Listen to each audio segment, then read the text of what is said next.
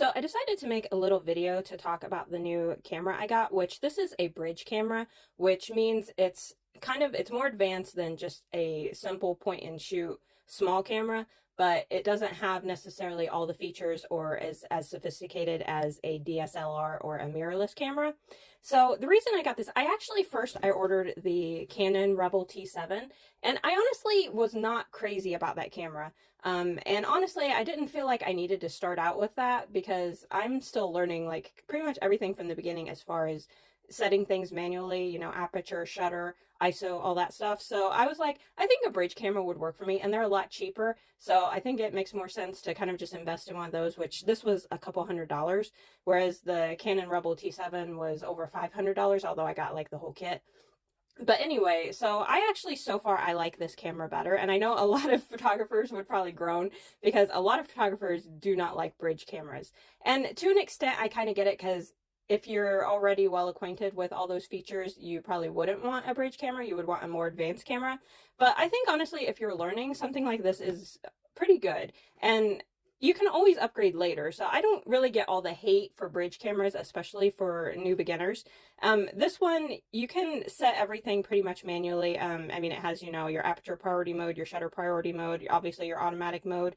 It has a manual mode. I'd say probably the biggest negative of this camera is that it doesn't shoot in RAW, it only shoots in JPEG, and that kind of sucks, but honestly, until I really get the fundamentals down, I don't know if I really need to shoot in RAW anyway. And if I really desperately wanted to, my husband does have a Canon more advanced camera, so I could use that if I really wanted to. But honestly, I don't feel like I even need a fancier camera until I kind of get the basics down. So I did get this, and I like it so far. I think some of the pictures I've taken with it have actually turned out really good.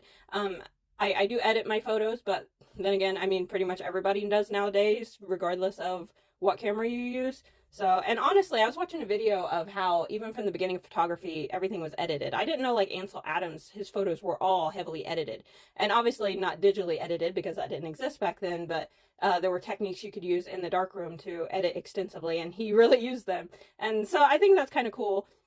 One reason I chose this camera is because my husband, before he got the Canon, he had a Pixpro camera, and this is the one that he had, and this one only had 25 times zoom, but I used this quite a bit when he first got it, and I really liked it, so I thought it would make sense to just get something similar of the same line that is a little more upgraded, like this has 52 times zoom instead of the 25. And I think it's a good pick so far. And it's kind of funny because my husband, he got, the fancier camera not too long ago, the Canon EOS.